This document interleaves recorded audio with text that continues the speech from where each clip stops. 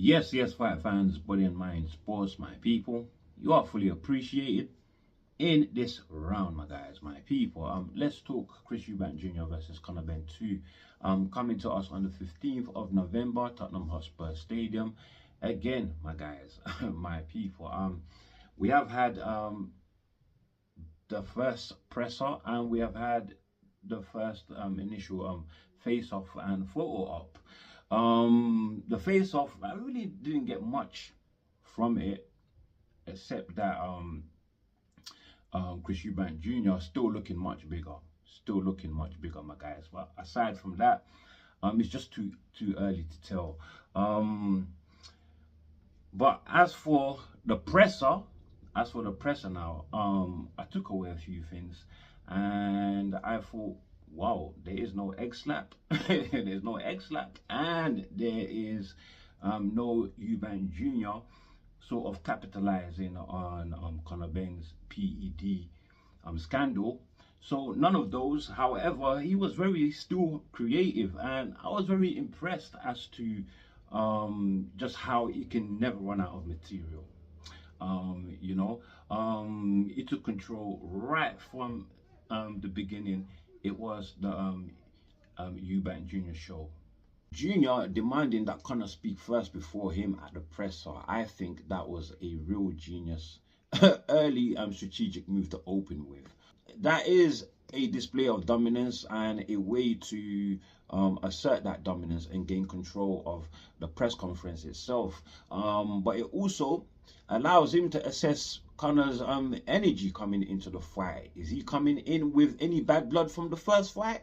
Who knows, my guys, my people. But for Junior to do that, that really highlights what we know of him, to be a real cold, calculated, strategic Emma offer, my guys, my people. And I think he sort of not totally because he still went at Conor, but for the most part he spared him, because if we're honest, for the most part Conor didn't say anything at this presser, my guys, to agitate Junior. So I think for that reason he spared Conor, maybe for another day of slaughtering.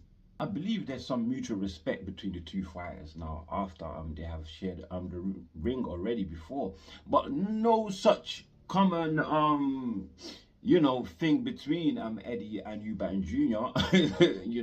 And he totally despises Eddie, totally loathes Eddie Hearn, my guys, my people. Wouldn't even let him get a word in edgeways at the presser, wouldn't even allow Eddie to pay his tribute to the late great Ricky Hatton. Now that may not have gone down well for some people, but Eubank Jr., I don't think he was even thinking about things in the middle of a sparring, verbal sparring session with Eddie Hearn, my guys. He's there caught in the moment, and he's just simply focused on applying the spite and the hurt on Eddie Hearn with every given opportune time, my guys, my people. He truly loves Eddie. Had Eddie Hearn at times on the ropes, and that must have worked an absolute delight for the fans. I would assume would want to see Eddie Hearn, or should I say, enjoyed Eddie Hearn getting absolutely verbally brutalized by Junior, my guys, my people. Junior, who says that right now he's receiving a lot of adoration from fans, a lot of support. Everywhere he goes, people are coming to meet him and show him support, my guys. And that has been a stark contrast to the 14 years in his career where he says he was unfairly casted as the villain, the man to be hated, my guys, my people. And so with all that fan support that he's getting right now, he is pretty much sitting in the space where he feels accepted by the people, where he feels like he's a man of the people. He is the people's champ, elect, right, and solidified by the people.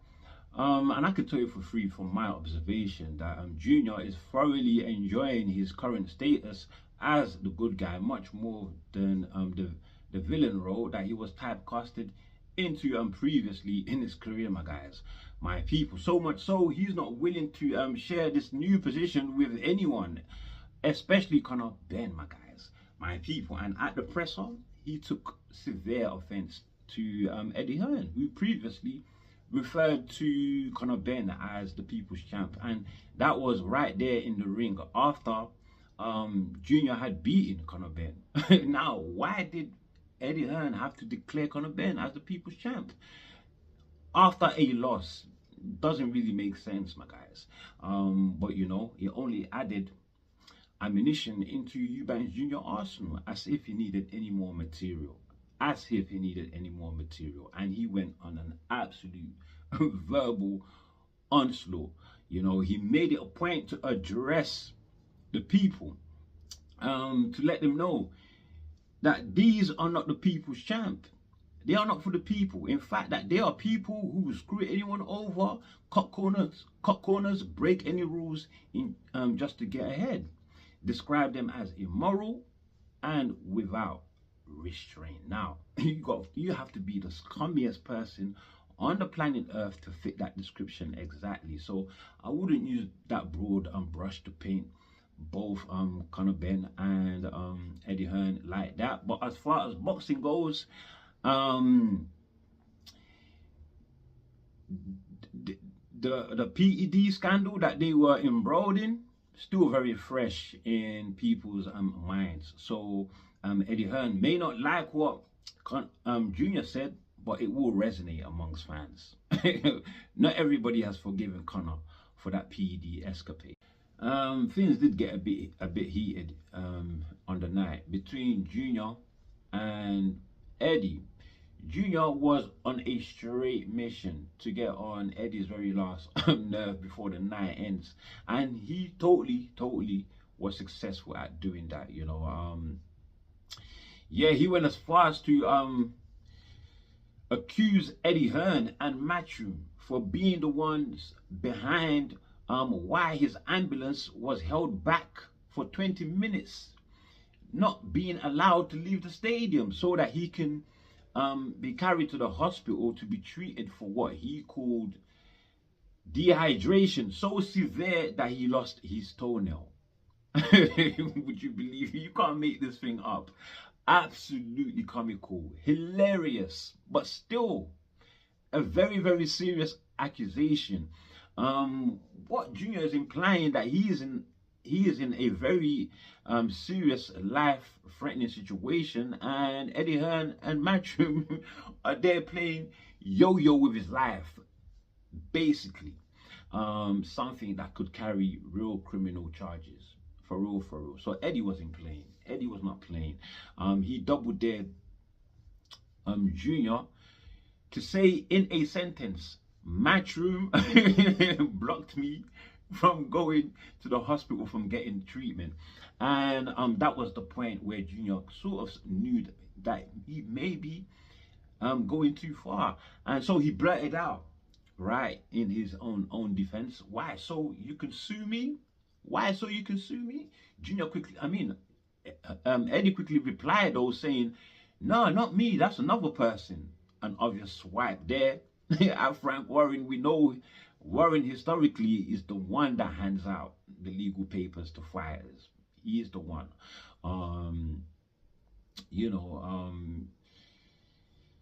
Last known for being the one to handle Chris Eubank Jr. with legal papers. When Junior in the Better Be Bivol presser, he went on his all promoters are scumbags rant, right? And Frank Warren, yeah, he handed out the legal papers pronto, my guys, my people.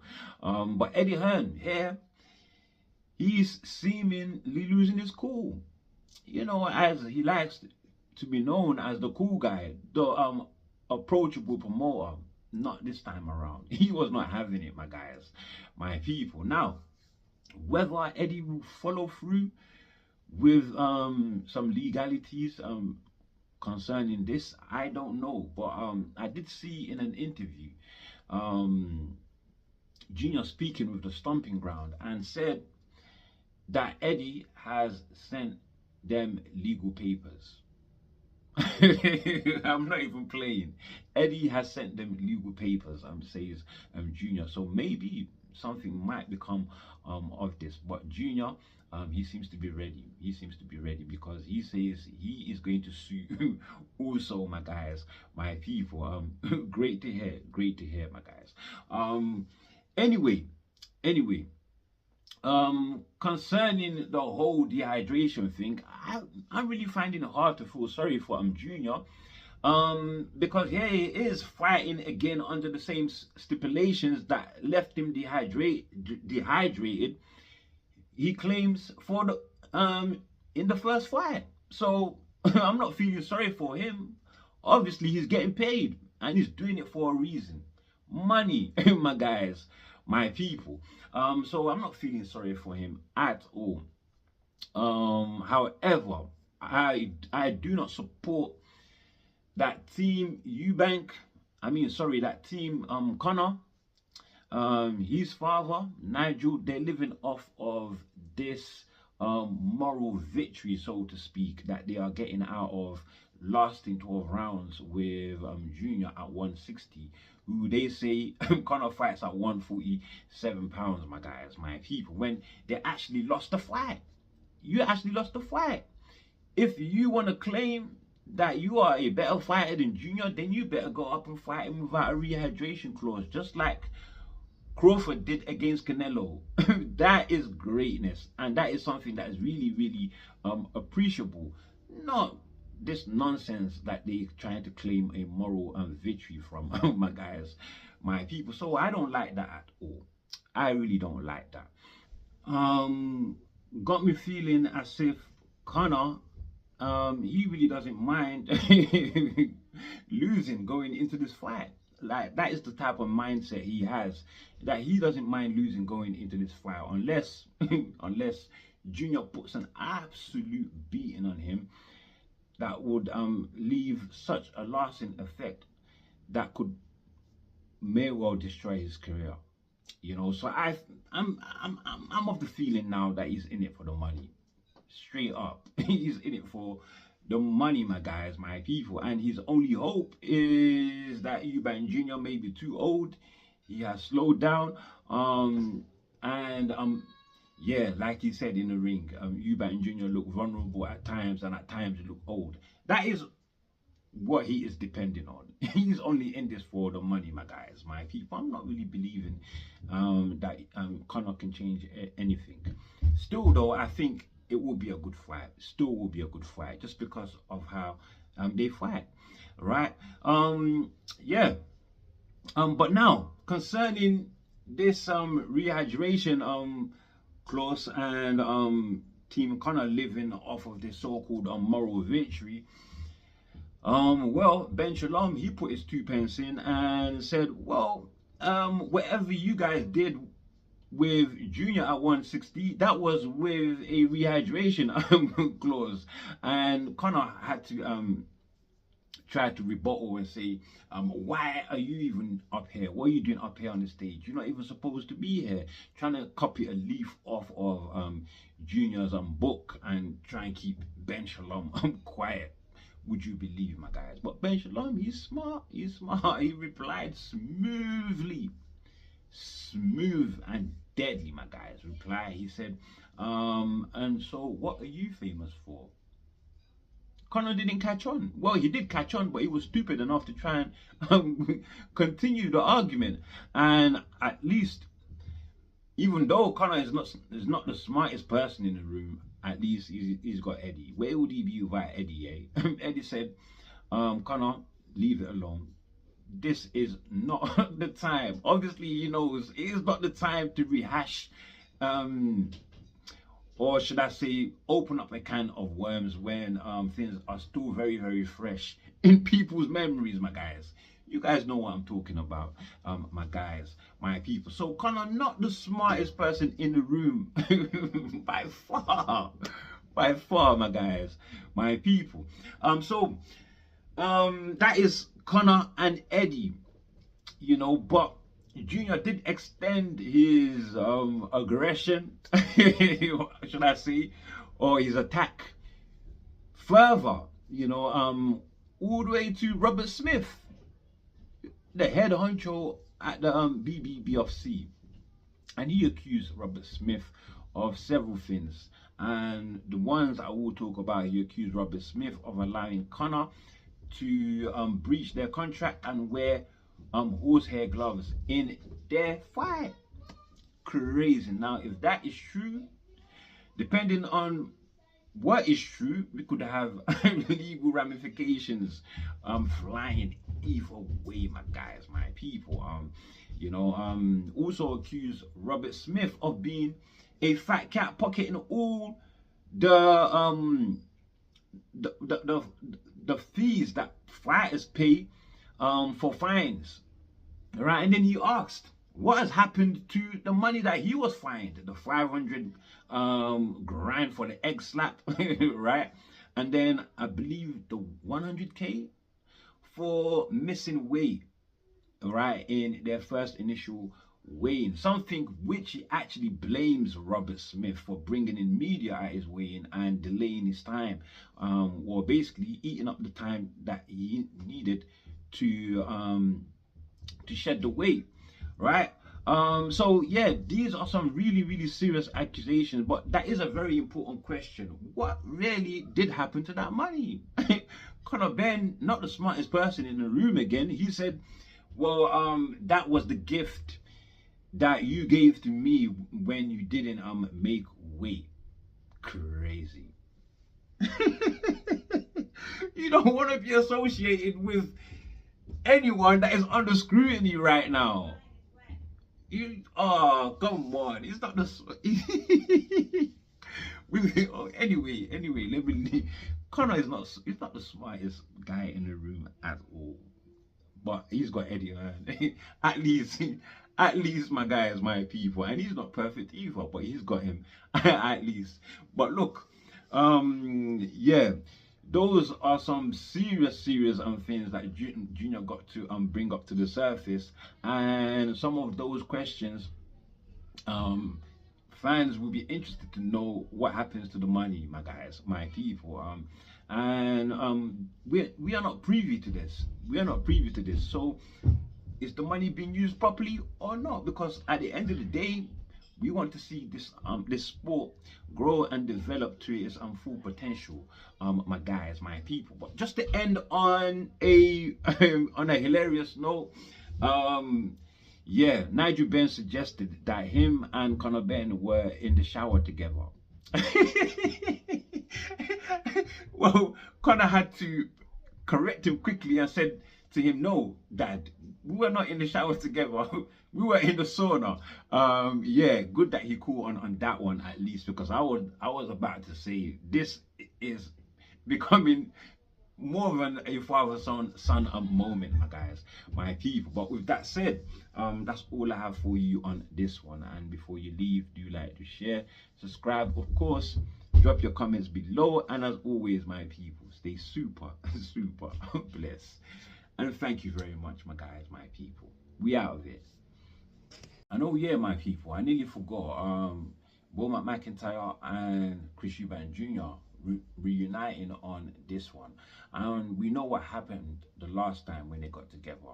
That was Eubank Jr. versus Liam Smith 2. And it ended up to be Eubank Jr.'s career's best performance. You know, avenging the loss from the first fight, right? And as for Beaumont McIntyre, he's just coming off that great win with Terence Bud Crawford over Saul Canelo Alvarez and Eddie Reynoso. Saul Canelo Alvarez getting totally schooled, and here is Beaumac onto another big show. And what a tremendous year that he has had, my guys, my people. With that said, it is Chris Eubank Jr. versus Conor Benn. Let's see what takes place. Conor doesn't think Beaumac on Eubank's side would improve anything, but let's see what happens, my guys, my people. Yeah, stay blessed, my people. One.